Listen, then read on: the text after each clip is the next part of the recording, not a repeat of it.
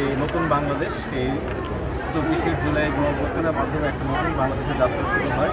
তারই প্রেক্ষিতে আজকে সেই 16 জুলাই 2024কে ধারণ করে আজকে রাষ্ট্র জুলাই শহীদ দিবস ঘোষণা করেন।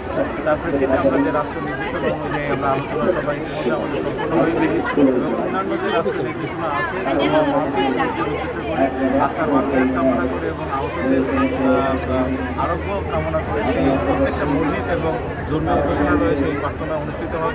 ইতিমধ্যে সকল রাজনৈতিক নেতৃবৃন্দ আমাদের আহত যে আমাদের এখানে আহত যারা ছিলেন সেই 18 জন আহত এবং তাদের পরিবার, বীর আহত যারা জুলাই যোদ্ধা তাদের পরিবারকে সাথে নিয়ে আমরা ইতিমধ্যে আলোচনা সভা শেষ করেছি এবং এই যে জুলাই যে স্পিরিট সেটা যেন তরুণ সমাজের মধ্যে ছড়িয়ে পড়ে এবং সকলের স্পিরিট ধারণ করে আগামী বাংলাদেশ বিনির্মাণে সকলে যেন উদ্বুদ্ধ হয়, সেটাকে আরও ত্বরান্বিত করার জন্য রাষ্ট্রের নির্দেশনা অনুযায়ী আমরা চিত্রাঙ্কন এবং গ্রাফিতি আঁকানোর প্রতিযোগিতা বা গ্রাফিতি আঁকানোর একটা ব্যবস্থা করেছি। সেই হিসাবে আমরা এখানে সকল রাজনৈতিক নেতৃবৃন্দ এখানে উপস্থিত আছে, এনসিপি এখানে উপস্থিত আছে, বিএনপির রাজনৈতিক নেতৃবৃন্দ উপস্থিত আছেন, জামাত ইসলামের রাজনৈতিক নেতৃবৃন্দ আমাদের সকল সরকারি কর্মকর্তাবৃন্দ এখানে উপস্থিত আছেন। আমাদের এখানে 45টা স্কুলে আজকে এই অনুষ্ঠানে তারা অংশগ্রহণ করেছেন এবং আপনারা ইতিমধ্যে দেখেছেন যে কত চমৎকারভাবে আমাদের এই তরুণ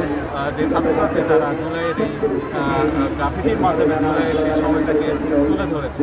তো আমরা সেটাই পরিদর্শন করছি এবং তাদের সাথে কথা বলেছি। তারা অত্যন্ত আনন্দিত, তারা এই সুযোগ পেয়ে এবং তারা সুন্দরভাবে সেটা ফুটিয়ে তুলছে।